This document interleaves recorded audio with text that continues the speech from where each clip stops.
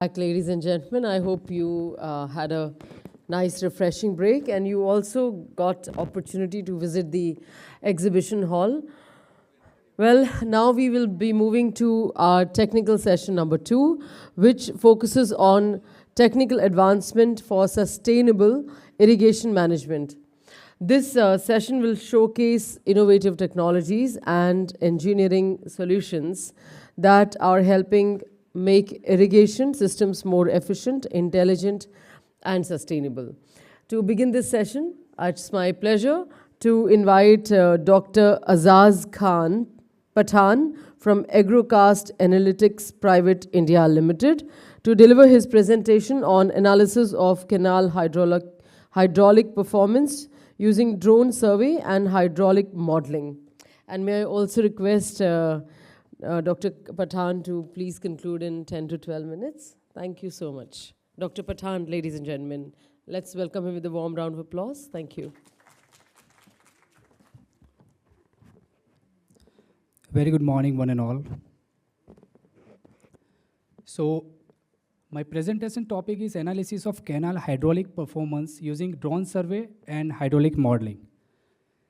Next. Yes, please try to understand. I would like to show you the problem statement on a recent case study we have carried out in Godhra, in Gujarat state of India, right? First of all, the canal is an unlined canal constructed in 2014-15 with the primary objectives of groundwater recharge. Second is, over the years, the canal has experienced significant morphological changes due to erosion of side slope and sediment deposition, means siltation within canal bed. The third important thing is continuous erosion has resulted in increased canal bed width, canal side slope, and reduced the canal bed width due to siltation and hydraulic characteristics of the canal. So these changes have modified the original cross-section geometry, potentially reducing the canal's efficiency and discharge carrying capacity. So originally the canal was designed for 600 cubic design discharge. So due to the absence of recent topographic and hydraulic assessment, the current carrying capacity of the canal has not been quantified. These are the problem statement of recent case studies we have carried out. So next. So for these, our main objectives of the study, for the left bank main canal of the Panam high level canal, Godhra, Gujarat, India, are first is develop an accurate hydraulic model of the canal using DGPS and drone survey. Second, hydrodynamic modeling will be carrying out for different discharge capacity and identify the overtopping prone and hydraulically vulnerable canal cross section through the hydraulic modeling. And last is assess the hydraulic performance of 13 siphon structure along the stage of the canal and velocity variation. And finally, they provide recommendation for the canal operation and maintenance, prioritization, and infrastructure improvement. Next. You can see this is our study area, which is located in Godhra city of Gujarat state of India. This is the 26-kilometer canal stretch at which we have carried out our DGPS drone survey and hydrodynamic modeling. Next. This is our methodology. You can see the field survey, data collection, data processing. We have created ortho images and high resolution DTM. And we have carried out hydrodynamic modeling with different discharge. Design discharge was 600 cubic earlier. And we have taken 30 meter interval cross section of 13 siphon structures. And you can see the DGPS drone survey we have carried out. And we have seen the canal bed level variation through the drone DGPS based survey. And earlier, government has already surveyed in 2024-15. So we will compare both the cross sections and canal bed level. And final outcome would be our hydrodynamic modeling part. Next. You can see these are the site visit photographs of canal for this hydrodynamic modeling and survey using drone and DGPS. Next. See, the ground control points, GCPS and checkpoints were established across the site using RTK method by course. Continuous operating reference system. GCPs were marked with the high contract, target and coordinate with the subgeometry accuracy. We have vertical accuracy of 2 to 5 centimeter and horizontal accuracy of 2 to 3 centimeters. And the control data was recorded for georeferencing and accuracy validation of the UAV data. Next. You can see our drone UAV flight were programmed with 70, 75 overlap, side and front overlap, and flight altitude is 111 meter of covering 26 kilometer canal stretch. You can see the video of our drone flying during the survey. Next. Now you can see after that we have prepared the ortho images. The ortho image is nothing but if we have taken more than thousands of images, we have clubbed all the images and prepare one mosaic image. It's called ortho image, which have the real world coordinates. Next. Now, based on that, we have created DTM, digital terrain model, which indicates a bare ground surface without trees and buildings, etc. Next. Now, this is the final hydrodynamic modeling. We have simulated with the different discharge. Earlier, it was designed for 600 cusecs. We have simulated with its 450 cusec, 500, 550, and 600 cusec discharge. Please play the video. You can see the longitudinal profile of the canal stretch of 26 kilometer. You can see the water surface elevation rise with increasing discharge. Please play the video.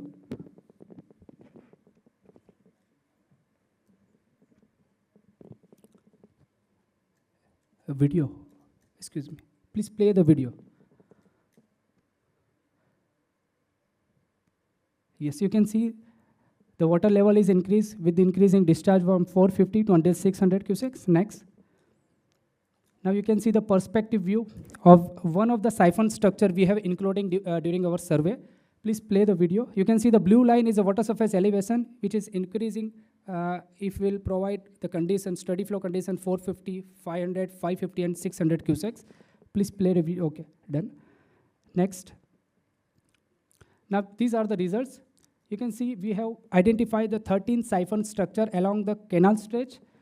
You can see the water surface elevation of upstream and downstream section with the different discharge, Q 450 to until 600 cusecs. Next. Now you can see the overtopping cross sections. We have found very important things.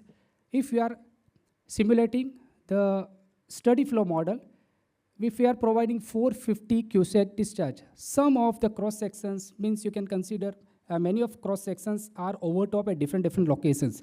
You can see the 450 cusec discharge and number of chainage. I have identified the chainage 0.69 kilometer. You can see the water surface elevation and ground level. Same at chainage 12.66 kilometer and the chainage 19.29 kilometer. You can see some part of the cross section are overtop from right bank or the left bank. These are our identification of during site visit and the hydrodynamic modeling. Next. Now this is very important. You can see the two profile. Blue line indicates the canal bed level which we have received from the government data, and the orange line indicates the survey data which we have prepared DM. So you can see the siltation along the canal stretch. First image indicates the 0 kilometer to 11.83 kilometer, and second image 11.84 to until 25.83 kilometer stretch. You can identify the siltation along the canal stretch from 0 to 1260 kilometer. Average siltation we have found 0.41, means low siltation, no major impact of the flow. But at the same time, 1290 to 3900 and 3930 to 7320 meter stretch, we can see 2.61 to 2.95 meter of siltation is found. High siltation, desilting recommended, and very high siltation, urgent desilting is required in this stretch. Same for the second stage, you can see from 13,530 to 16,200 meter, and the second 16,230 to 18,000 meter. You can see the siltation level at first is 3.8, it is very high siltation. So urgent desilting is required. These are our recommendation. And second is 1.89 is moderate siltation, hydrodynamic assessment is recommended. So you can see that it is a current case study we have carried out in Godhra city along the 26 kilometer canal stretch. Next. The final conclusion and outcome of our study is the drone-based DTM provided accurate assessment of the canal bed changes and siltation pattern permit targeted desilting and maintenance planning. Second, after drone survey, hydrodynamic model was carried out for the different discharge like 450, 500, 600 cusecs using the surveyed canal geometry obtained from the drone survey and hydraulic model.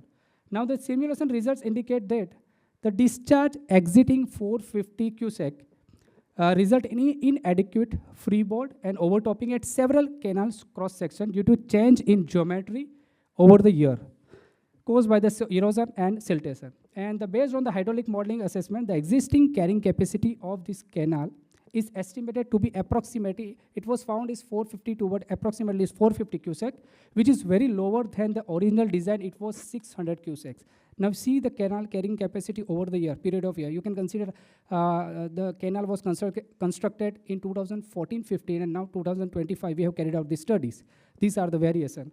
So overall the integration of the drone technology and hydrodynamic modeling established a smart irrigation management framework, enhancing water delivery efficiency, ensuring structural reliability and supporting sustainable irrigation practice. Thank you so much.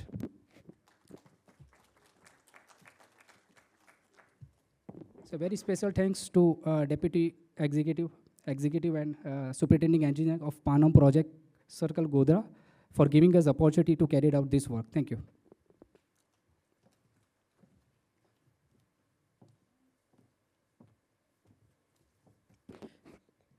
Thank you.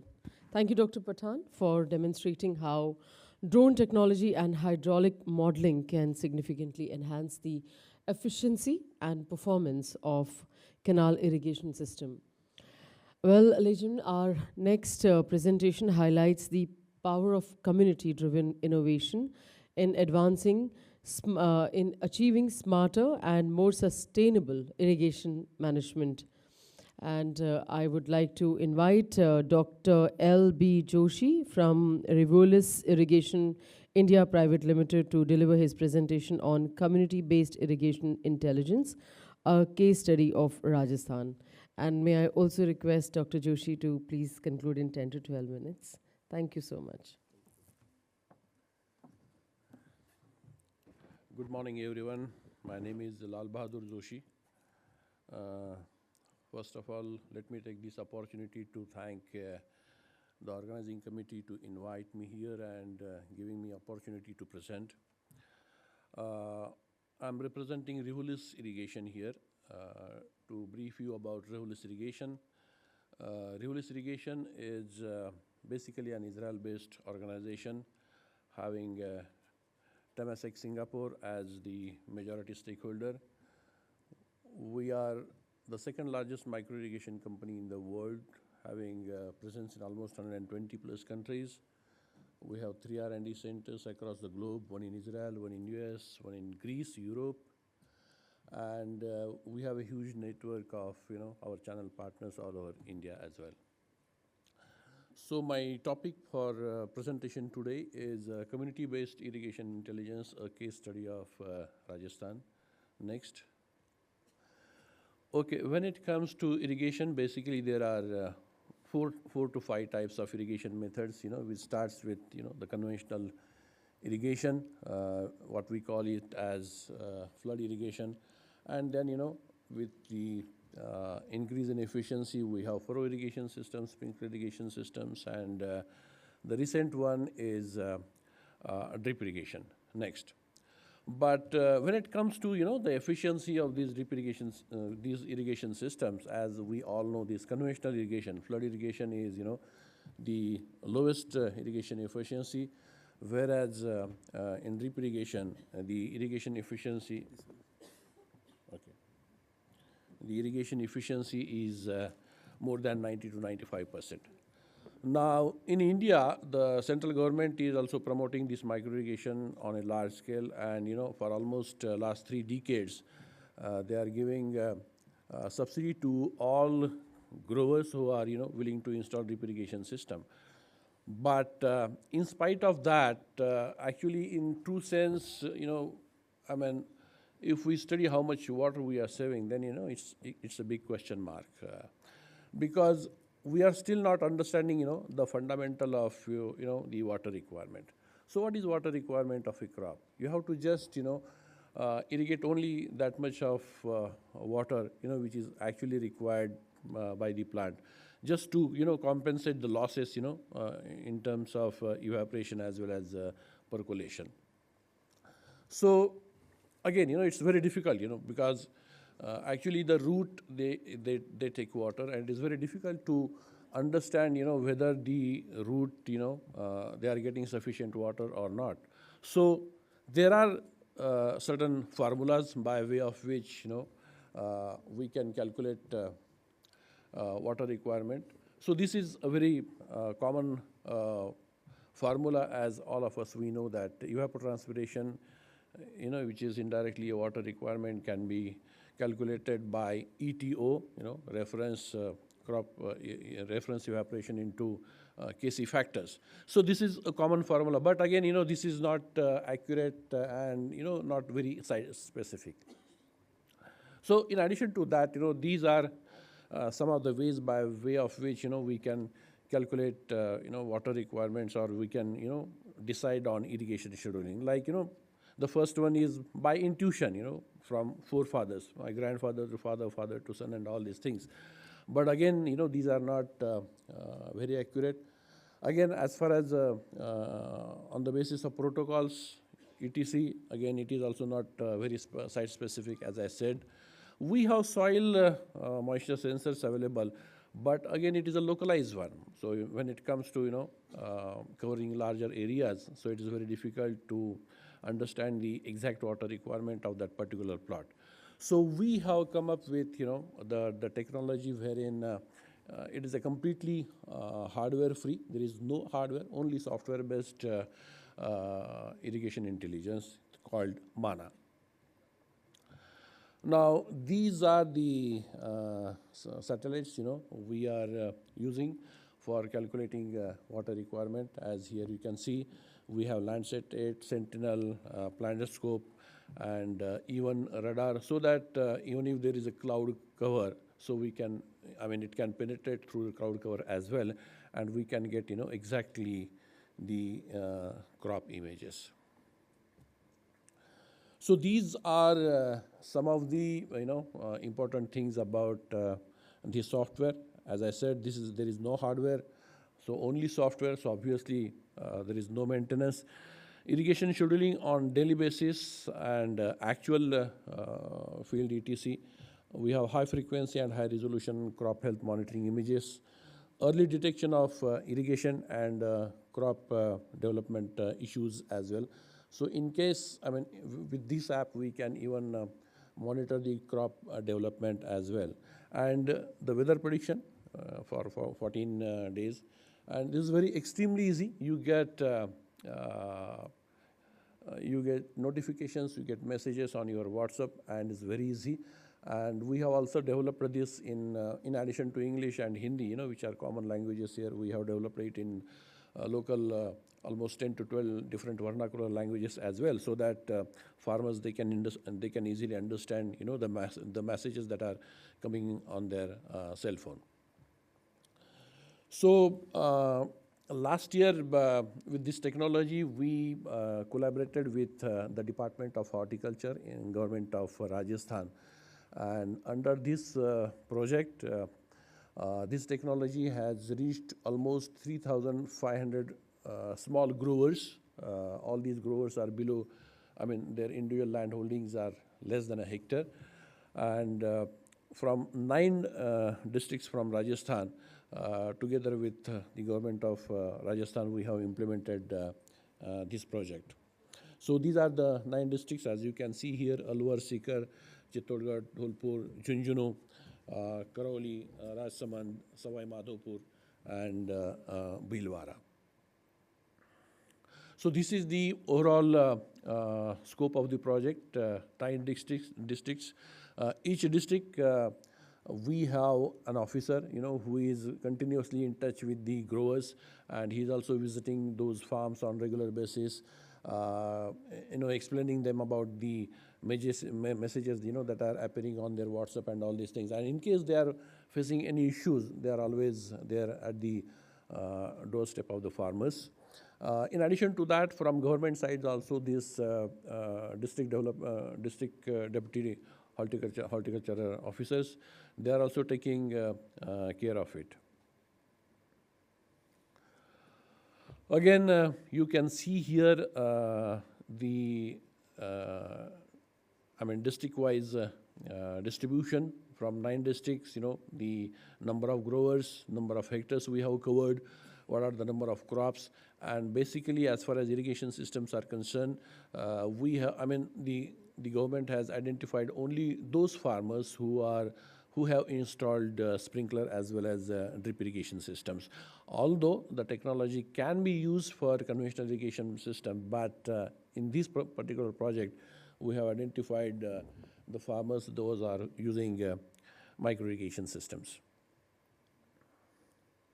So these are again, various key activities, we are taking as a part of this project execution. Together with the government, we are also conducting several meetings, at farms, explaining them about, the benefits, interpretation of images and all these things, and also providing guidance. So again, these are various activities we are doing. So here you can see, the type of messages, a grower is getting on their cell phones. So here you can see some of the actual images, growers, they are getting on their cell phones.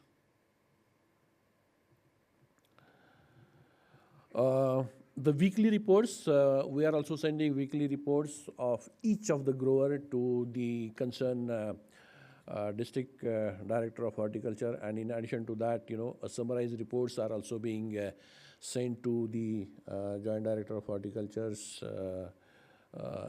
at Jaipur. These are some of the snapshots from the meetings we are conducting at village levels. And then we have a video testimonial, a very short video testimonial from the state. Ram साहब, मेरा नाम राजवीर सिंह त्यागी है। मैं गांव सादिकपुर, जिला धौलपुर का रहने वाला हूं और मैं खेती का काम करता हूं। हमारे यहाँ खेती शुरुआत से ही होती आ रही है, इसलिए मैंने भी शुरुआत से ही खेती की है। हम खेती करते हैं तो उसमें हमें इतनी जानकारी है, उस हिसाब से हम खेती करते थे। इसमें क्या है कि हमारे यहाँ पानी की बहुत कमी है, पानी बिना खेती संभव नहीं है, इसलिए पानी सबसे पहले पानी चाहिए। खेती के लिए पानी बहुत ज़रूरी है। एक तो हमारे यहाँ ज़मीन वैसी है, न ऊँची नीची, तो उसमें हम पानी देते हैं तो कहीं पानी ज़्यादा हो जाता है, कहीं पानी कम रह जाता है। जहाँ पानी कम रहता है वहाँ फसल सूख जाती है, जहाँ पानी ज़्यादा भर जाता है वहाँ पानी की कमज़ोर हो जाती है, पीली पड़ जाती है। और कितना इरफान खान से हमारी मुलाकात हुई तो उन्होंने बताया कि तुम खेती हमारे तरीक़ा से करो, हम एक ऐप है उसके हिसाब से बताएंगे तुम्हें, उस हिसाब से खेती करो। तो उन्होंने हमें एक ऐप के बारे में बताया जिसका नाम है मन्ना एरीगेशन। तो उस मन्ना एरीगेशन के हिसाब से हमने खेती के बारे में उन्हें पूछा तो उन्होंने हमें मोबाइल पे डाउनलोड करके बताया इस हिसाब से तुम खेती करो। तो हमने उसी हिसाब से खेती करी। तो उसमें मन्ना एरीगेशन के हिसाब से हमें एक तो मौसम की जानकारी पूरी मिल गई, दूसरे हमें ये जानकारी मिली कि हमें इस जगह पे पानी ज़्यादा देना है, इस जगह पे पानी कम देना है, यहाँ फसल सूख रही है, यहाँ हमारी फसल सही है। तो इस हिसाब से वो भी पानी हम उस हिसाब से लगाते जितनी वहाँ ज़रूरत थी। तो उसमें मन्ना ऐप के द्वारा मन्ना मतलब भी जानकारी मिलती, तो उससे हमें ये खेत का नक्शा भी मिल जाता। हम खेत से बाहर हैं कितना तो हमें उसकी जानकारी हम वहीं से ले लेते थे कि हमारी फसल सही है और हमारी फसल में अब इस चीज़ की ज़रूरत है, पानी की ज़रूरत है या खाद की ज़रूरत है, तो उस हिसाब से ही हम पानी दे देते, उसी हिसाब से खाद।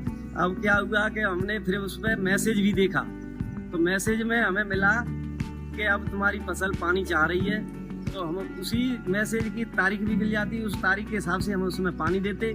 उसमें सैटेलाइट के हिसाब से नक्शा मिल जाता, उस नक्शे में हम देख लेते हम मतलब घर से बाहर चले गए या वहाँ से भी हम अपने खेती की जानकारी लेते रहते थे। उसमें हमें बहुत सुविधा मिली है उससे, और कम खर्चा में और मुनाफा अधिक उससे हो रही है। पहले हमारा खर्चा ज़्यादा होता, मुनाफा कम होती, अब हमारा खर्चा कम हो रहा है और मुनाफा हमें इस चीज़ की भी जानकारी मिलती है इसमें यूरिया की कितनी ज़रूरत है, कब देनी है, क्या देना है, तो उस हिसाब से हमें यूरिया भी देते और उसी हिसाब से हम उसकी खातरी की पूरी भरपाई कर लेते। इस ऐप से हम बड़े भारी खुश हैं, पहले की अपेक्षा हमें मतलब में खुशी ज़्यादा है। So currently the services are available for more than 70 different crops, and we have testimonials for different crops in different states as well. So that's all. Thank you very much, and if you have any questions, please ask.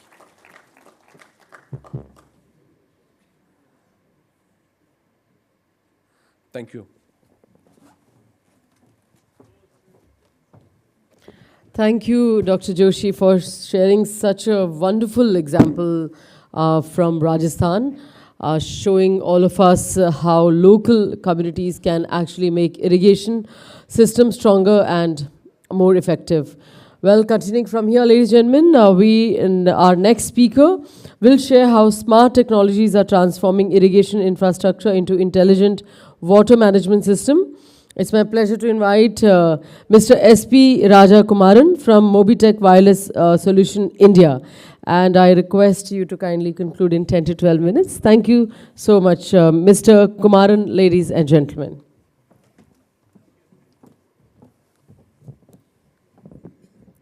Good afternoon, everybody. I am Raja Kumaran from Tamil Nadu, a company called Mobitech Wireless Solution Private Limited. I am coming all the way from Tamil Nadu, and we are into the manufacturing of IoT-based irrigation automation controllers since 2010. It is a privilege for me to here at the Indo-Global Irrigation Summit 2026.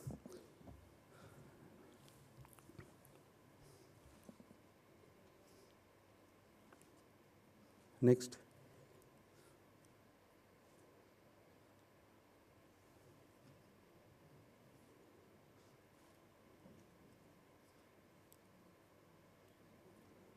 Next slide, please.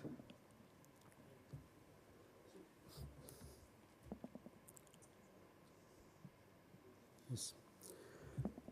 Across the world, particularly in countries like India, significant investments have been made in irrigation infrastructure, including dams, reservoirs, and canal networks, and the lift irrigation systems. These investments have made crucial role in improving agriculture productivity and supporting the Indian food security system. However, today the challenge is not before us is not creating more infrastructure, but creating the infrastructure more effectiveness using the responsive and data driven. Today I would like to share my perspective on how smart technologies are transforming irrigation and water management, and how this journey from infrastructure to intelligence is shaping our future of our industry. Yes. Over the past several decades, the governments and agencies of different countries have developed the dams, reservoirs, lift irrigation systems, canal networks, and more micro irrigation systems. Now, are we extracting the full value of this? The important question is whether we are extracting the full value from these investments. Can we improve the efficiency? Can we improve the visibility? Can we make better decisions? These are the questions that are driving the next phase of irrigation development. Today, we are facing several problems in the water management. The first challenge is the water scarcity. The water scarcity is nothing but to increase while available sources remain very limited. The second challenge is climate variability. Because of unpredictable rainfall patterns and extreme weather events make irrigation planning more difficult. And the third challenge is energy cost. Transporting the water from a water source to the command area is very difficult and the operational costs are getting high day by day. And last but not the least, there is a labor shortages, difficulty in maintaining the manual irrigation systems. So these challenges require a smarter and more intelligent approach to the water management.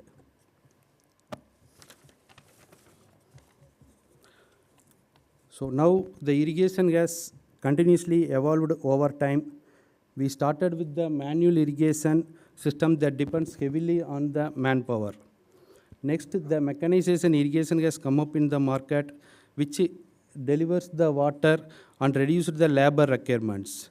And significantly, the micro irrigation systems has increased the water use efficiency and the conservation. And then automation has enabled the remote operation and better control.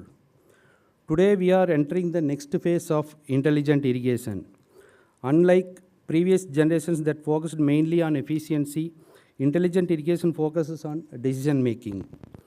Every generation improved efficiency, the next generation improves the decision making. For decades, irrigation development has focused on building infrastructure, dams, reservoirs, pipelines, everything. However, the infrastructure alone cannot tell us when irrigation should start, how much water is required, or when intervention is needed. This is where intelligence becomes important. Through sensors, connectivity, analytics, and AI algorithms, we can transform existing infrastructure into responsive and data-driven systems. In simple terms, infrastructure can move water, but intelligence can manage the water. Right. Now the question now becomes, how do we make irrigation infrastructure more intelligent? The answer lies in creating an intelligence layer. We begin observing the data conditions like with satellite imagery and weather information. We measure what is happening in the field using sensors and monitoring systems.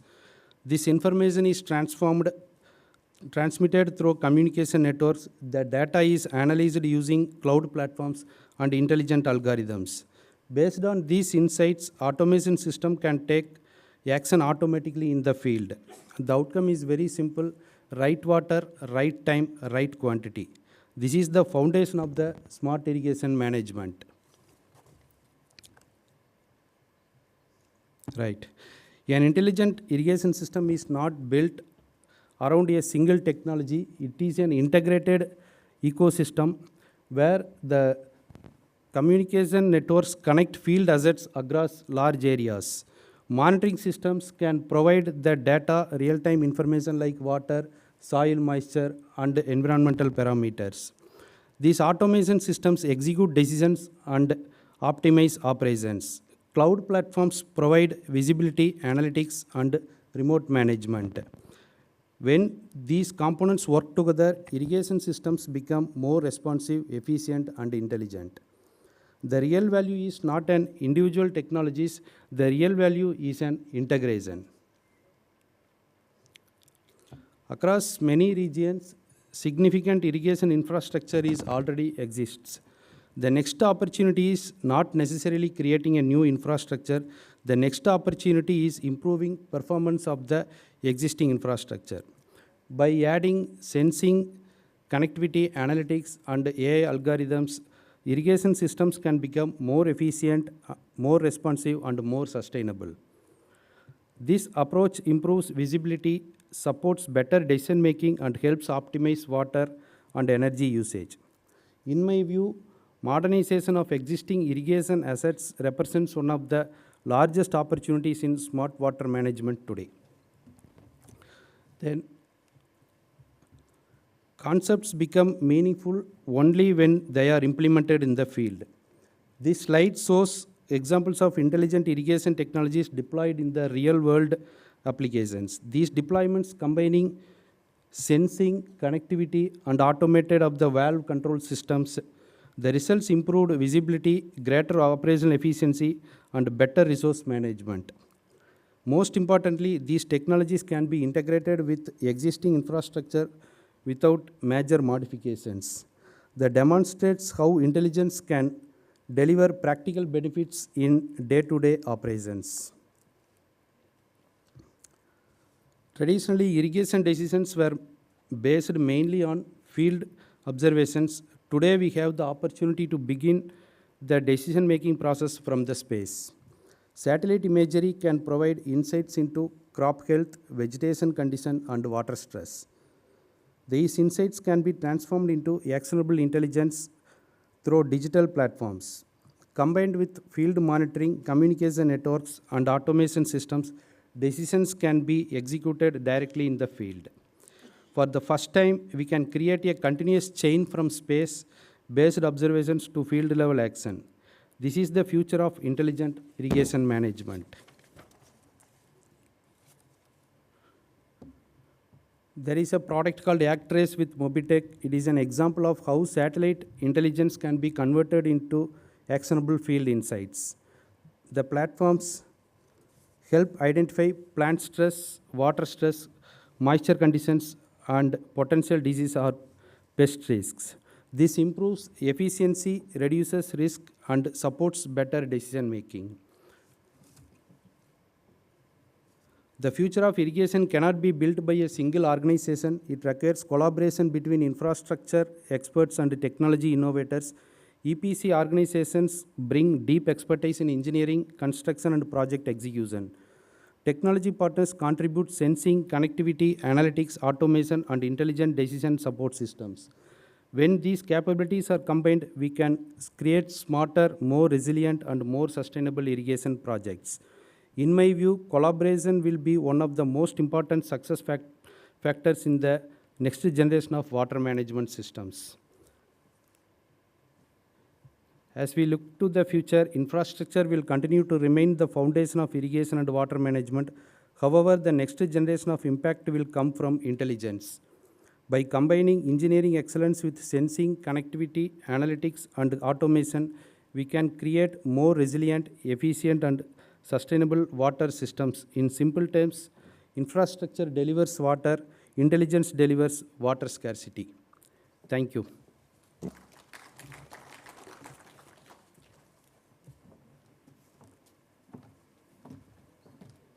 Well, very rightly said, infrastructure delivers water and intelligence delivers water security. Thank you, Mr. Kumaran, for taking us through your presentation. Well, we will now continue with another important aspect of smart irrigation, precision farming and its role in building climate resilient agriculture. It's my pleasure to invite our next speaker, Mr. Abhijit Joshi from Jain Irrigation, India, to deliver his presentation on climate smart precision farming. Mr. Abhijit Joshi, and if I would, may I request you to conclude in 10 to 12 minutes, please? 5 minutes? 10, 12 minutes. Okay. I'll do that. Thanks, thank you. There's a caveat. I am not Abhijit Joshi. He couldn't make it to the conference at the last minute. So I have the pleasure of making the presentation on his behalf. Somewhat paragraphed at the last minute. So if my microprocessor goes in a refresh mode, kindly bear with me. The next one, please. Now, this is the tagline, the philosophy of the founding father of Jain Irrigation, and this drives the entire energy and activity at Jain Irrigation, that we leave this world better than we have found it. The next one, please. And this is our corporate philosophy. I think since the time is limited, I will skip to the next slide. Next slide, please. The next one, please. Food is the basic need of all citizens, and food for all is the primary concern of all governments. And this is the fountainhead of all government policies. So our policies have to be tweaked to meet the challenges faced in times to come and the current situation. As we all know that the biggest challenge to agriculture, which makes agriculture very vulnerable, is a climate risk. And we have to ensure that we reduce the risk of climate to as little as possible to ensure a sustained supply of food and energy also. So I want to divide the entire challenge in two parts. This climate risk, too hot, too cold, too wet, too dry. Now, this is how it describes, so I am not actually going by the text here. Sometime I will follow that, sometime I will use my own little intelligence. Now, we understand that we have to make sure that we use science and technology to mitigate the risk of climate challenge, and how we can do it, what are the solutions, what are the problems. I'll go on to the next slide, please. Now, Indian agriculture output is often determined by unpredictability of nature. Therefore, agriculture sector in India is highly vulnerable to climate change, and this is more so because the land holdings in India are very small. And we can say that the income level of the farmer also is very, very low. So if we have, apart from other uncertain factors, the climate risk, that makes the agriculture and the farmer income very, very risky and vulnerable. Next one, please. So what is the solution that we have to, what are the steps we have to take to ensure that we are able to mitigate the climate risk, particularly in context to the Indian farms, where the farm holding is very, very small. And the next one, please. This, of course, we know about the Sustainable Development Goals. Next one, please. I'm making it very simple. What are the steps required? And we all know that, but what I'm trying to highlight that even though we have heard about these, you can say technologies, these solutions, we have to kind of ensure that we speed up the adoption of these technologies and these solutions, particularly in wake of what is happening currently. This one? Thank you so much. Talking about technology. And we all know that we are facing the climate threat, the climate risk in a very large way currently. The El Nino effect is there, the rains are delayed, and we are probably expecting a very severe drought in this country. So solutions lie in the soilless farming systems, hydroponics, aeroponics, vertical farming systems and solutions, urban and peri-urban cultivation of vegetables and certain food items, indoor horticulture systems. Now, these are, I think, very simple solutions to say, but adoption of these systems does require a certain amount of grit. And we have to make sure that we do that. Faster we do it, the faster we are able to mitigate the climate risk. Now, micro irrigation system is one system, as we all seen, ensures a very calibrated application of water and very calibrated application of fertilizers and plant nutrients. As a result, with the limited resources and limited input of water and plant nutrients and fertilizers, the yield can be enhanced to multiple times. The precision micro-irrigation system to drought mitigation, decision support system based on crop water requirement. The lady came here first and she has already spoken about the demand-based irrigation system. Precision fertigation nutrition management system for crop yield enhancement. And another thing which is now we are trying to promote is agrovoltaic precision farming system.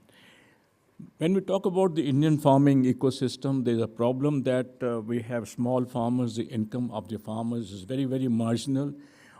And on top of that, in case there is a climate risk, it makes it all the more difficult for the farmers to sustain. If we are able to provide a judicious mix of the agriculture and agrivoltaic system, that means a part of the farm is dedicated to production of the solar power, and that solar power is fed to the grid, and that kind of sustains the farmers to a steady income of power generated and fed to the grid. If there is a anchor buyer, or the power can be used locally also. Of course, this is used for the irrigation purpose. But this system of agrovoltaic precision farming was introduced by Jain Irrigation some 15 years back, and now it is catching up. We are talking about it more often now. And this is one of the, I think, solutions to mitigate the risk that the farmers are facing, because it provides also a certain amount of shade to the crops. So we come back to each and every parameter. We have less rainfall, a drought situation, the crop loss is there, the decrease in yield. So what do? We use precision farming, a micro-irrigation system, which is fully automated, and decision support system with soil moisture sensors to be operated to control the operation and scheduling of irrigation system, and use of precision fertilizer and nutrition management, that is the fertigation system, that in fact, I think half the job of water saving is done by drip irrigation system. The other half is done by the nutritional management or fertigation, injection of nutrients into the drip irrigation system, which actually not only saves the money to the farmer, but also enhances the yield many a times. The other risk is prolonged dry spell. That means we do not have a drought situation, but we have a rainfall, and in between there is a prolonged dry spell. And this situation actually came some 10 years back. We had a similar situation in India, and I can tell you how it was mitigated by some farmers in Andhra Pradesh. They would carry water in water tankers, connect it to a small sprinkler irrigation system, take it to their farm, and sprinkle the water to ensure that the crop is saved. Now, this is what actually is being shown over here, that if there is a dry spell and water is available, it is necessary to ensure that the crop survives, even if it's not given the due requirement of water or necessary water irrigation. Now, this terminal heat is something which is now affecting the agriculture a great deal as such. The farmers in Punjab are complaining about the terminal heat and reduction in the yield by almost as much as 5%.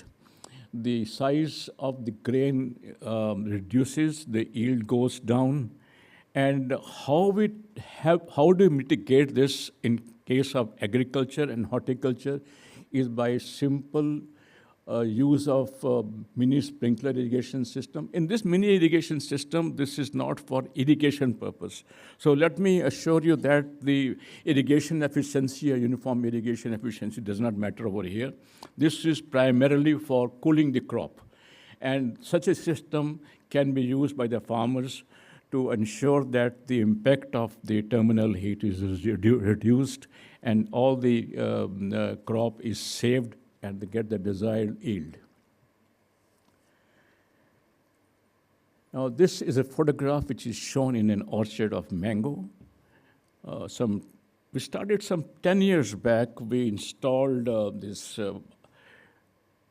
mini sprinklers on the lychee farm in Muzaffarnagar, Bihar.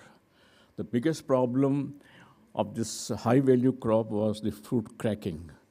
Even if the farmer was doing proper irrigation, the fruit cracking was there because of the terminal heat.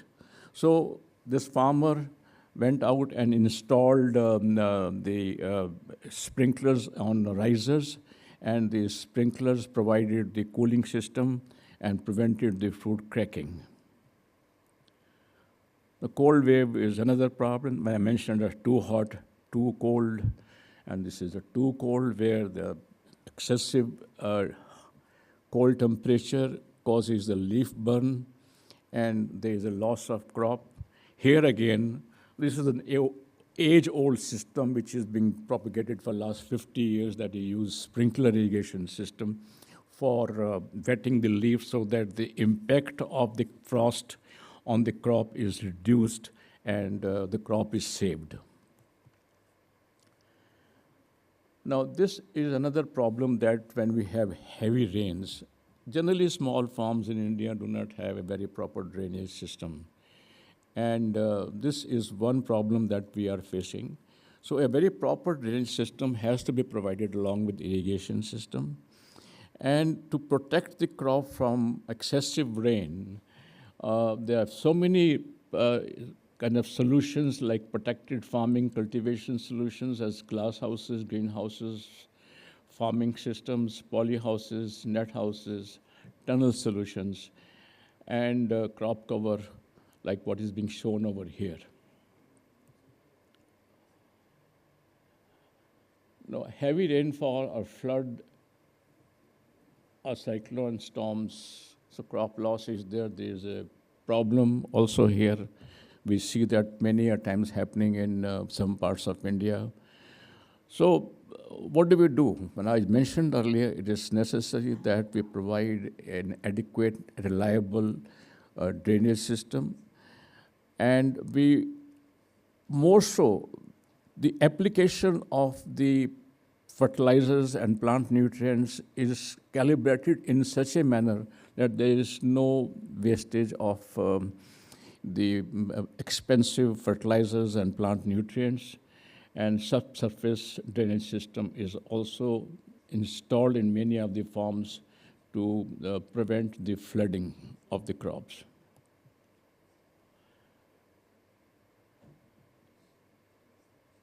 Now, this is what we talk about as the climate-smart precision farming system and solutions as soilless farming, hydroponics, aeroponics, vertical farming, urban farming, indoor horticulture systems. And this is what we can do to prevent the risk of the climate and make agriculture supply more sustainable. Here again is a photograph of the agriculture along with the agrivoltaic system. This agrivoltaic system ensures a steady income to the farmer and also provides a certain amount of cover to the crops. And both a combination of the two helps the farmer to mitigate the climate risk. Now, the last slide, the climate change factor, the impact and solutions, the global warming, especially through crop irrigated with flood irrigation requires standing water. There is a problem of methane emission. We know that traditionally rice is grown in standing water. And this is where the climate risk is increasing because rice is one crop which actually emits a very high quantity of methane gas. If somehow or the other we are able to prevent the cultivation of rice in standing water by using alternate methods like DSR along with the drip irrigation system, we are actually using less water, less fertilizer, and we're able to marginally increase the crop. We have some farmers in India also using drip irrigation on rice crop. In fact, about 10 years back, we had a collaboration or an MOU with the International Rice Research Institute, Philippines, of which I am one of the alumni. And we are trying to evolve a very proper protocol that we, in times to come, will be able to grow paddy crop or rice crop in a manner that we use least amount of water. We prevent methane emissions. We use less of the fertilizers and plant nutrients without compromising the yield. In fact, some of the experiments done in areas in Punjab and in Rajasthan, there were some very successful farmers have done this with a marginal increase of about 10% by using drip irrigation system on rice crops. So these are some of the solutions that we provide, but I think this is one area where the scientific community has to really give a lot of attention and focus, because climate risk is not man-made. It is natural phenomena, and this is not in our control, but mitigation is in our hands. So thank you very much for your patient listening. I hope I have done justice to the presentation of my colleague Abhijit Joshi. Thank you all very much. Yes, sir.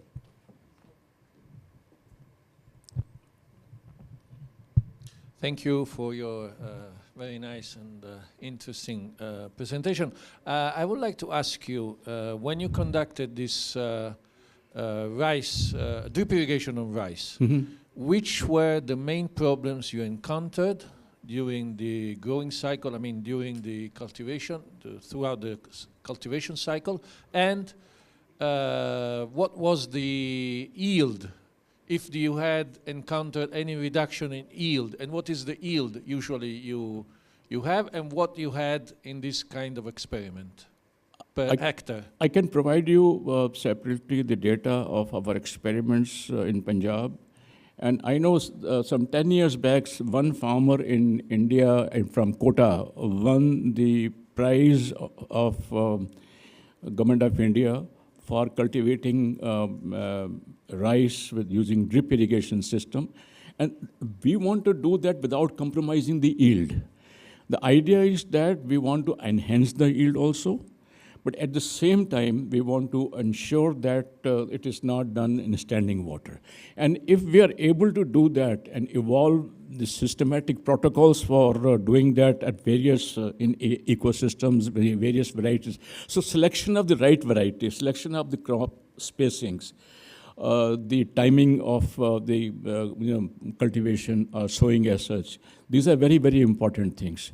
So while we have been able to do that on a relatively modest scale, but this is still a work in progress. And I would request and urge the global community to work on that, because this is one area which will not only solve the problem of water, but also reduce the climate risk, because as on today, we all know that rice is one crop, which is the main cereal globally, which contributes to the methane. We have been conducting this kind of experimental trials in Italy, in northeastern Italy. Yes, sir. With some reduction in yield and the major problem for us was the weeds, the infestants management. That was the main problem, because when we are shifting from flood irrigation to drip irrigation, it's difficult to control the infestants, especially on rice. So that's why I was asking, what was your outcome and what was your result in terms of weeds and infestant management? Because that is probably one of the biggest problems, not exactly as yield, but for infestants. That's why I was asking you about this. Well, we all know that rice is grown in standing waters to prevent infestation of the, unwanted. But then what you say is definitely a problem that you might face in the very first year if you are shifting from flood irrigation to drip irrigation. But then maybe the next year thereafter you will not face that problem. And actually I'm an agricultural engineer, but you will probably need more knowledge on this from an agronomist in this my Jain irrigation. And if you want, we can be in touch with that, who will give you more, I would think, intelligent answers. Thank you very much. Thank you very much. Thank you all.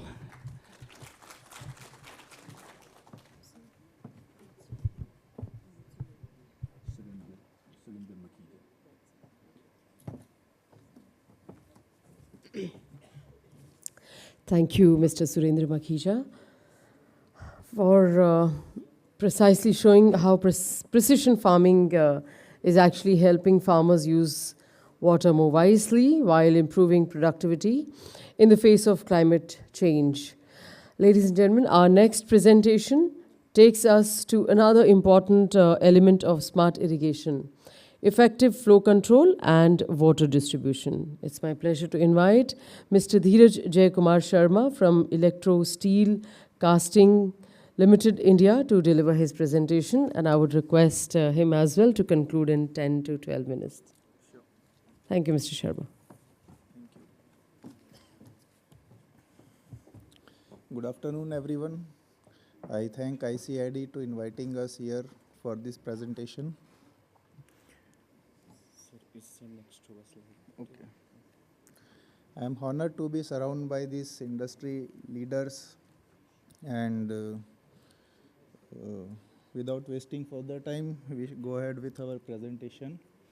So the topic of our presentation is enhancing irrigation with advanced valve technology. We were talking about the automation of the irrigation system. To automate this system, the flow and pressure of the system has to be controlled. So that has been controlled by the valves, and we would be going through how various valves help in controlling the flow and pressure of a complex irrigation network. So we can divide the complex irrigation network into two parts. The first part is an intake and transmission part, where larger size valves are utilized to control the pressure and head of the intake, as there is a huge demand of water from the intake point, whether it could be a dam or a river point. To control this valve in long distribution network, air valve and plunger valves are required to control the flow and pressure as per the multiple reservoir are managed in the single pipeline. Further, we can divide this network into distribution and on-farm distribution network. Here more the control valves are required, which are used to control the pressure and flow of distribution, and ultimately the flow of water into the on-farm supplying water based on the moisture or temperature of the crop, so that it is water is at optimized level, and due to that there is an increase in yield. With help of this advanced valve, we can use these valves to control the energy reduction as the pressure. Our pipeline is charged in equally. Our pipeline is charged, and there is less pumping energy required to reach the water up to the end level. The second thing would be the pressure management. The third one would be the less wastage of water because of the pressurized pipeline system. We have taken the example of few case studies. This one is for Andhra Pradesh, where there was an productivity improvement of 10 to 12%, and income generated more by the farmers by using the controlled valves to irrigate their farms. There are few more examples of similar studies which you can find in your kit.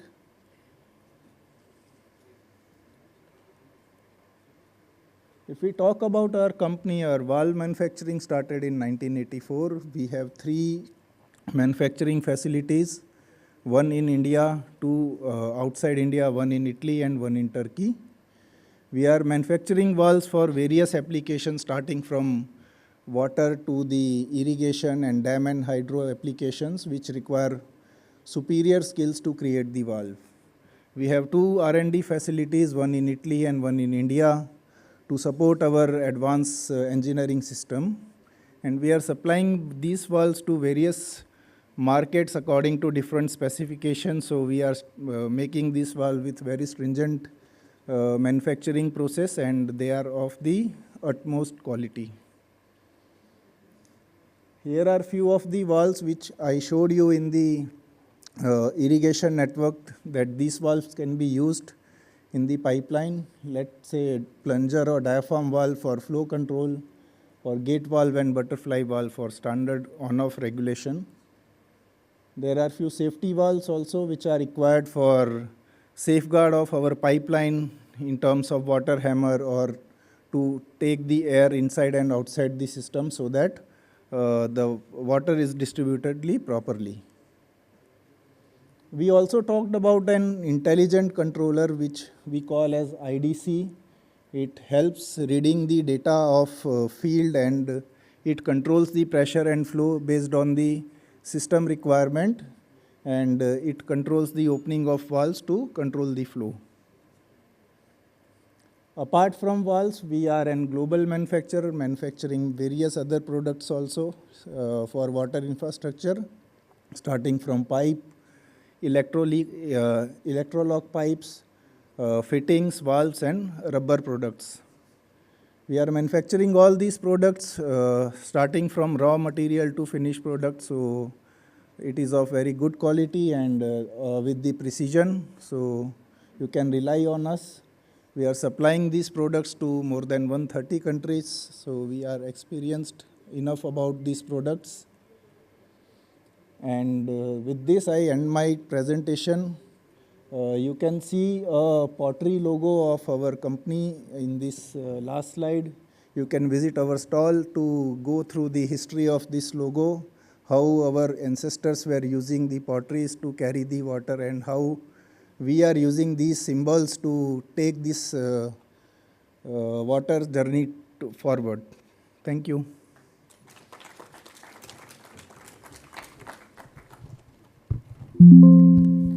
Can I ask you one question very quick? Yes, sure. Where's smartness in all these types of valves? If you can say it very short, yeah. Yeah, exactly. So these valves are basically, if we say control valves, so they are designed in such a way to handle your flow and pressure so that your pipeline is operating at an optimal level. So it is getting either a hydraulic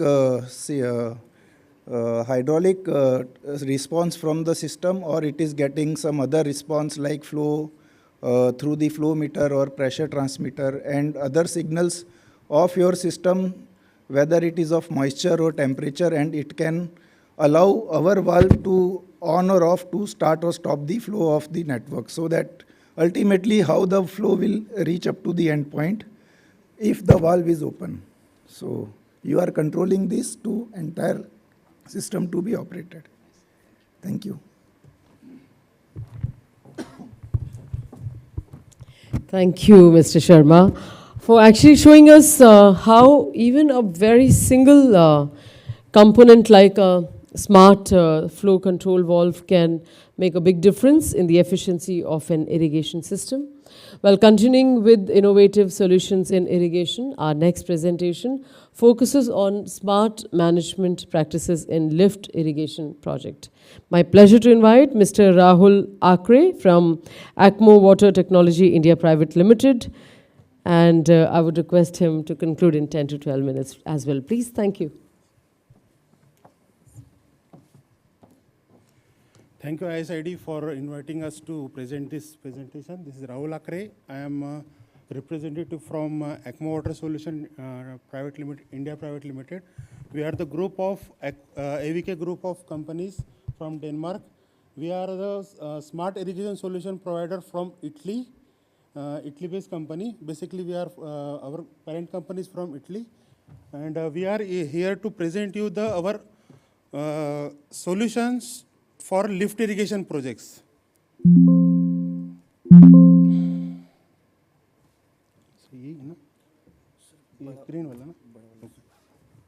Okay. So we started our journey in India from 2021 with 65 professionals across all over India. We have currently 12 plus running projects in all over India for for outlet management system. We are covered till now 5,500 square kilometers of area, is roughly around 5 lakh hectares as per our Indian units. And we have deployed around 20,000 of OMS, outlet management systems, in all over India, all over these projects. and we are supplying our solution to 10 millions of farmers. So what we are doing, how we are entering this journey of providing the smart solutions in the irrigation projects.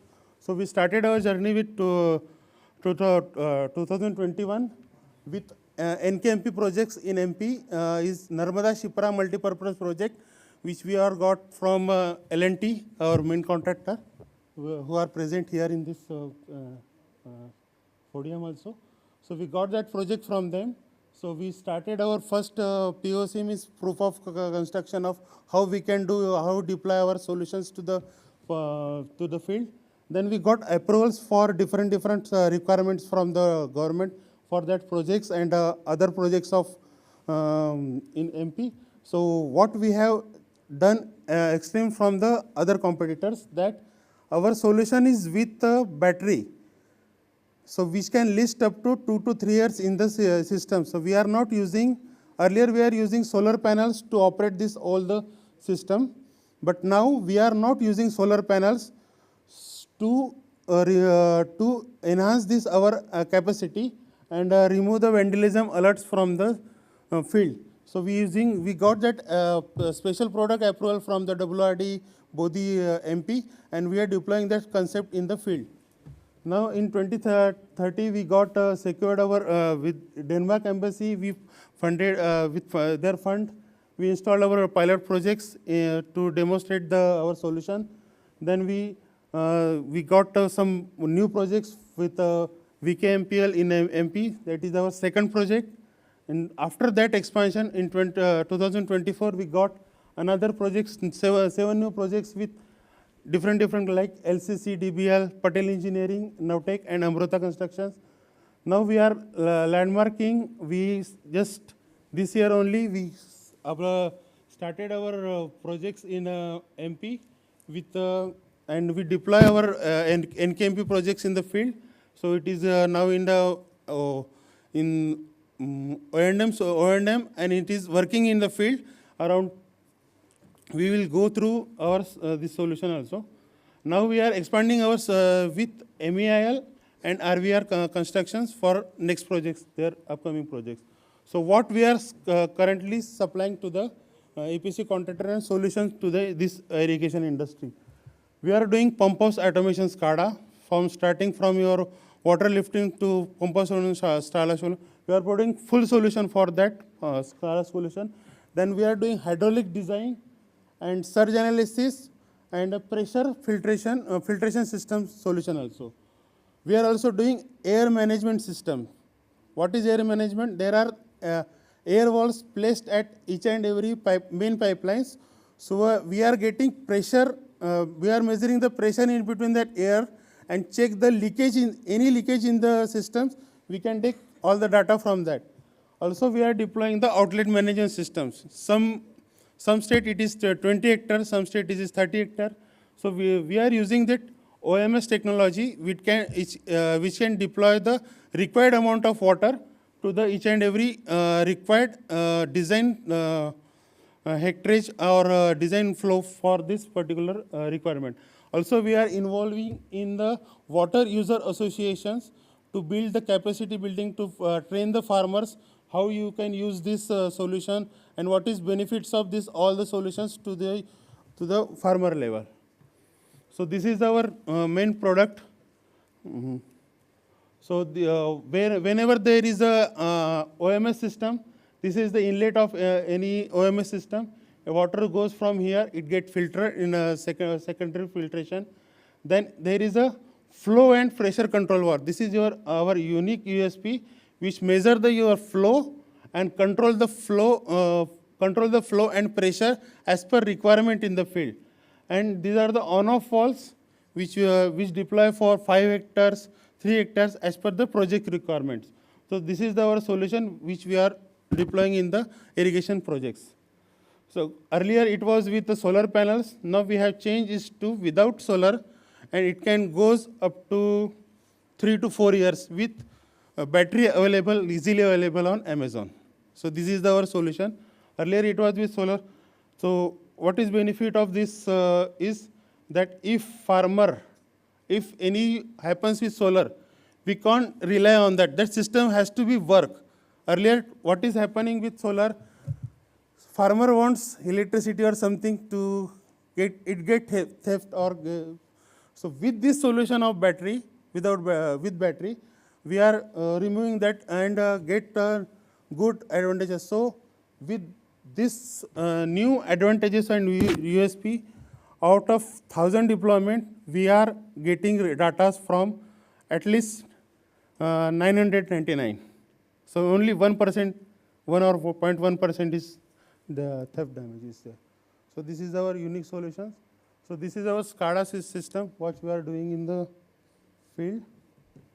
So this is our one case study. We have watched what we have done in NKMP project, Narmada Shipra project, where 30,000 hectare project area is there, out of which there are 1,539 OMS solutions are there, and AMS are 1,171. There are 6 pumps at the pump house, and we have benefited 90,000 farmers there, where we deploy pump station automation, OMS automation, air management system, water rejuvenation. And we are the first company from, at least from India in this concept to get completion certificate from L&T to be have a good solution provider for this OMS concept. So this is one case study. Can play this one? Sorry. Click करके play. This is one story of that particular project.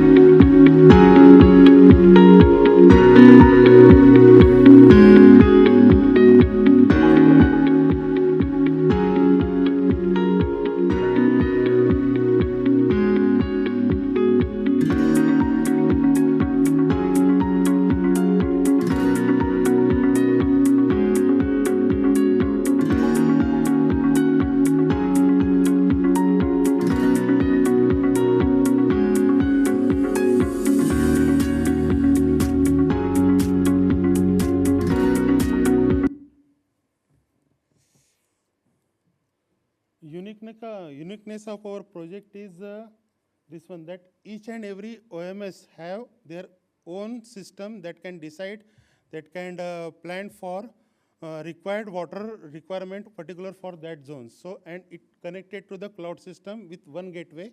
Around it can ranges up to 6 to 6.5 kilometers.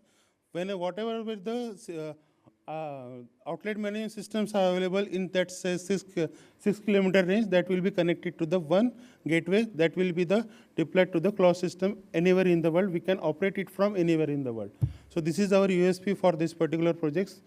So whenever your requirement for anything for regarding to automation solutions, SCADA solution, or to design such kind of projects and deploy the good solutions from Italy, India, and our good partners of India.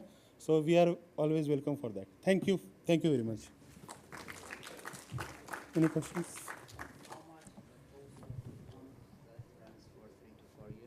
Sorry, sir.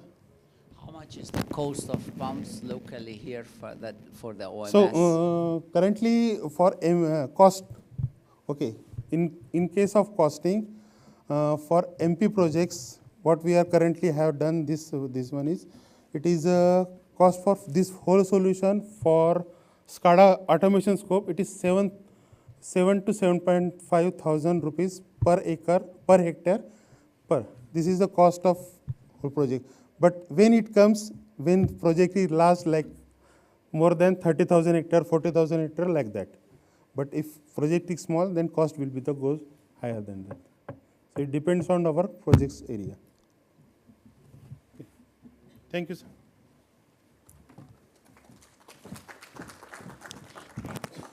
Thank you, Mr. Akre, for actually showing us how smart technologies can make lift irrigation projects more efficient and reliable.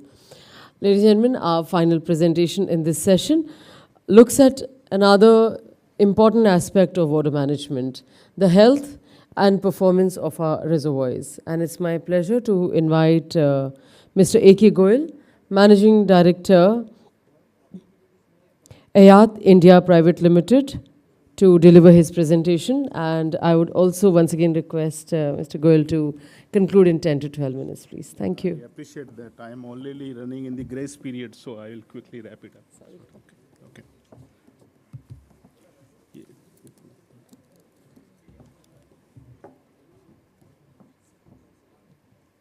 Forward move के लिए कौन सा? ये वाला sir.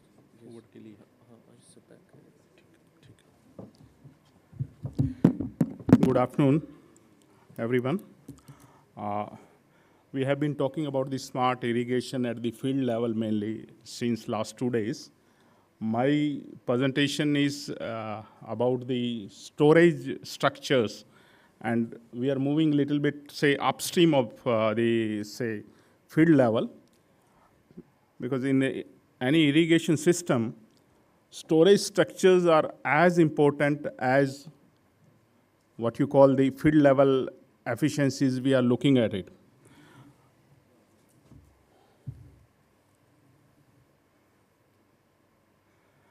In India, just for the sake of the statistics, we have got more than 6,000 large dams, which are holding water of the, say, live storage capacity put together is about 280 billion cubic meter, and which is irrigating a gross cropped area, means Kharif and Rabi both around the year, is about 122 million hectare.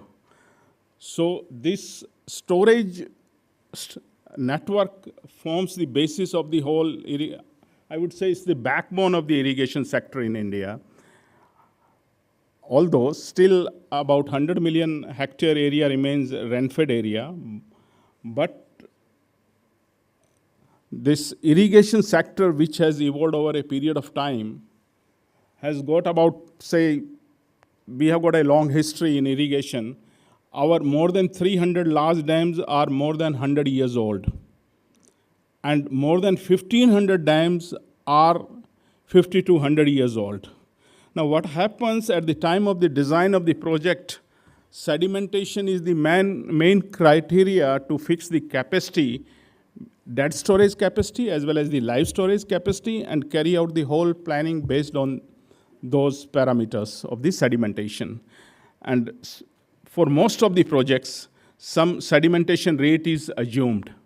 And it was more so in the history, say 100 years back when the data was very limited. Today, of course, we are blessed with the lot of recent data. So that, what happens, we are talking about the, say, evolving or say improving the efficiencies at the field level. But sometimes we forget that how much water is available with me in the kitty. In the reservoir, how much water is there. 100 years back or 50 years back, whatever the, say, my design storage capacity was there, in actual, as on today, it is not there. And I should have a good idea that what kind of live storage is available with me at a particular level of the water, like reservoir level. So, in India, we are extensively carrying out the assessment of the, or say, periodic assessment of the sedimentation in the reservoir, actually carrying out the bathymetry surveys and topographical surveys, and we are having, as I have stated, that more than 300 dams are already 100-year-old in the country. And most of the time, when we are designing or planning a project, we are considering a lifetime of 100 years or so. And we have already passed that, say, lifetime of those projects. But fortunately, most of the projects are functioning, and if it's a concrete dam, they can function for centuries altogether. So only say limiting factor is there, that what is the sedimentation rate and how much capacity we are losing, whether we are losing the intake portion also, will we able to say supply water through our intake channels. So for that, the periodic assessment of the reservoirs has become very necessary.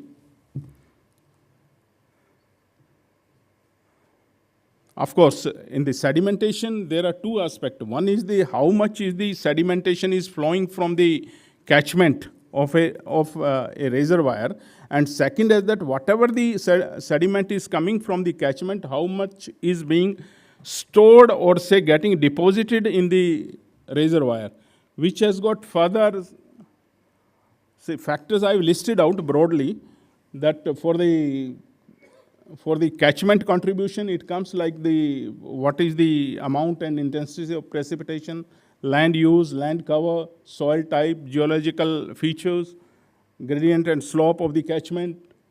But then how much sediment is actually retained in a reservoir depends on lot many things.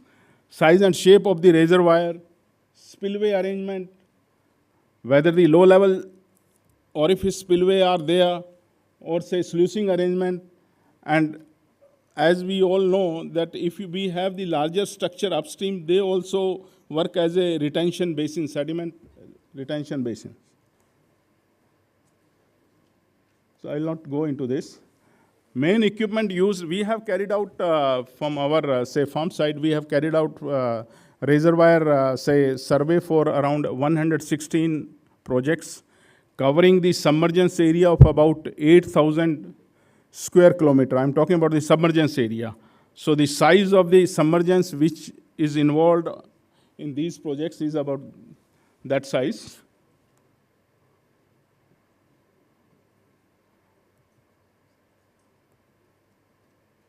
I'll take a case study of Sardar Sarovar Dam, which is one of the, say, large dam in India. I'll show the salient features of the project. It is about, say, area of the reservoir. Area of the reservoir means submergence area of the reservoir is more than 370 square kilometer.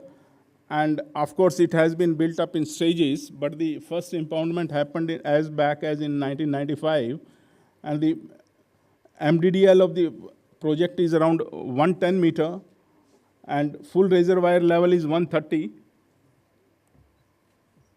The location, if I talk about the location of the project, it's a Namda basin, which is flowing from the far end to this end, and the Sardar Sarovar becomes the, say, major structure on this Namda river, which is the, say, last major structure.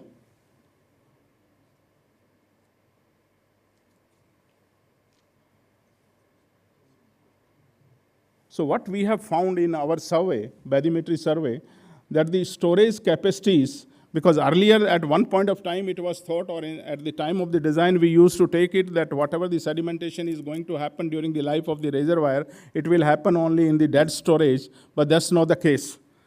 Sedimentation is also happening depending upon the various characteristics of the reservoir and the catchment, is also happening in the, say, live storage. So gross storage was 9460, which has come down in 2024 as 8249, and live storage also has also reduced about, say, by 300 MCM, and dead storage, of course, has reduced considerably, 600 or so.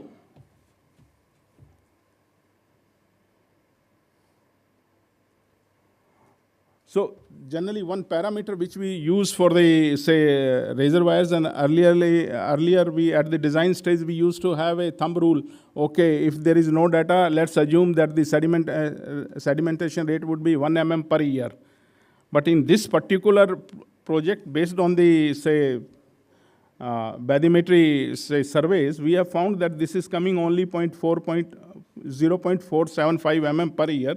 And if we exclude the, say, catchment area of the upper reservoirs, so this is the free catchment I am calling it, because this is the, say, catchment below the, say, immediately next upstream large reservoir. And in the process, we are also advising to the, say, dam authorities that how their reservoir is going to behave in next 100 years or so, whether it will survive or not.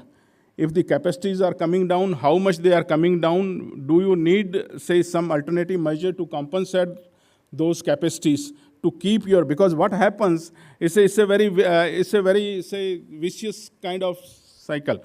When you design or say when you construct a dam structure, sometimes it takes 15, 20 years, lags behind. That's a command area development and the canal infrastructure. But now when the canal infrastructure is totally in place, command area is fully developed, then you suddenly find that your water availability in the reservoir is reducing. So you have to assess that periodically, that where do you stand. But fortunately, in case of the, say, Sardar Sarovar, new zero elevation by after 100 years has been worked out less than 80 meter, whereas they have fixed their MDDL as 110 meter. So capacities will reduce certainly, but the reservoir or say dam would keep functioning. And on the say catchment, on the sediment management side in the catchment, what we have tried, we have divided the free catchment or say catchment of 21,000 square kilometer into small sub-catchments, and then we have tried to find out that if the authorities have to take any kind of say preventive or say what you call catchment area treatment plan, that which are the sub-catchments which are more prone to the say sediment contribution, and we can prioritize them. So red one is the priority one there.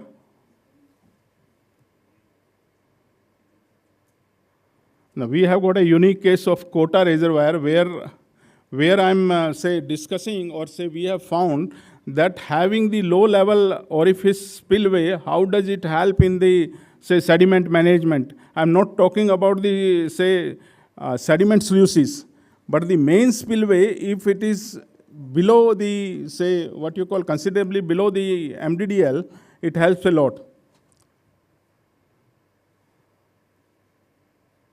First impoundment was in 1960. It's a much smaller, structure as compared to the Sardar Sarovar. Its hydrographic survey was carried out in 2021. Area of submergence was 5.82 square kilometer. There it was 370 square kilometer. I'll move to results actually. Annual rate of siltation of Kota Barrage Reservoir has been found as 0.18 MCM per year, and is only equal to 0.1 mm per year. In the case of Sardar Sarovar, it was 0.4. In this case, it is 0.1 only. And main reason is that whatever the sediment is being generated, it is being handled by the low-level spillway. Because during the monsoon, main sediment is coming during the monsoon, and at that time, if you are operating your reservoir at lower level, most of the sediment passes through that orifice spillway. So here also, we don't find much, say, problem as such. But there is no, say, significant reduction in the capacity here. Dead storage has, over a period of, say, what you call 60 years, has reduced only by 10-12%. Live storage negligible. So it is the low level. The role of low level orifice spillway is prominent in this structure.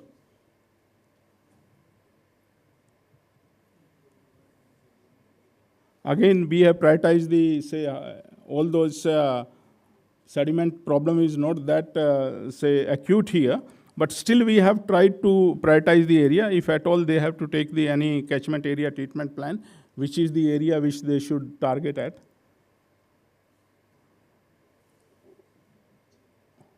Okay, this is one slide about our activity, because most of the exhibitor here are the manufacturer. In our case, we are a consultancy organization, and we are carrying out, say, studies, designs, drawings, and sediment-related studies, seismic studies, and different kind of studies. Thank you.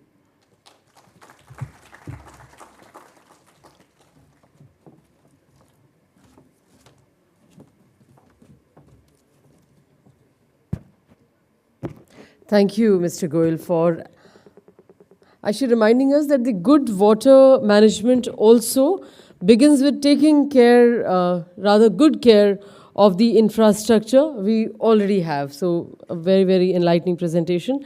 Legend, we've come to the conclusion of our second technical session.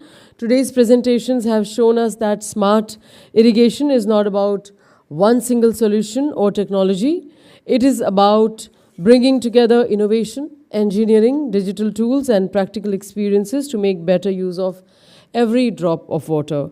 And our sincere, heartfelt thanks to all our speakers for enriching us with their experience and expertise. And also a sincere thank to all of you for your warm engagement, participation, and presence. Can we have a warm round of applause for all our speakers and for yourself as well? And we'd like to felicitate our speakers. I would once again request President ICID, Dr. Marco, to kindly come forward for it. And I would also request our eminent speakers to kindly join us on the dais for the felicitation. We'd like to felicitate Dr. Azazkhan Pathan. Thank you, Dr. Pathan, for your presentation. I'd like to also request all our speakers to join us.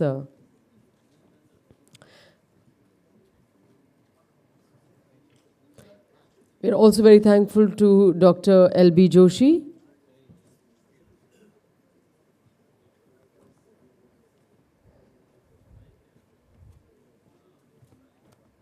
Dr. L.B. Joshi.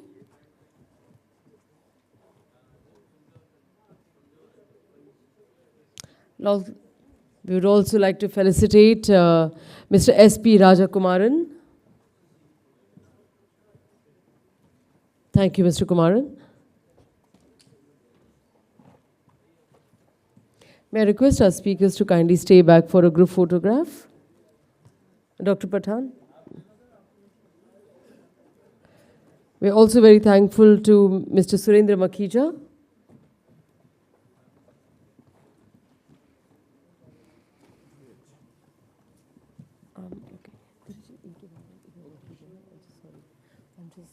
Going by a sequence. Mr. Makhija. We're also very thankful to Mr. Dhiraj Jaykumar Sharma.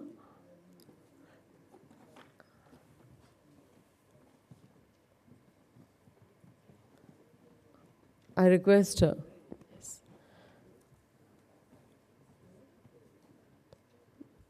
We would also like to felicitate Mr. Rahul K. Akre.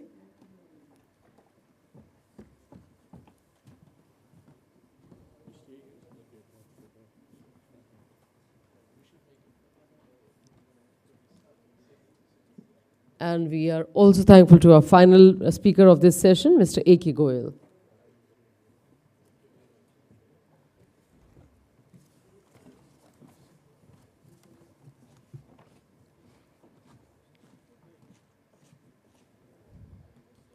Mr. Akre.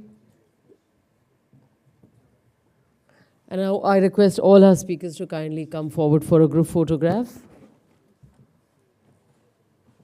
Please join us for a group photograph.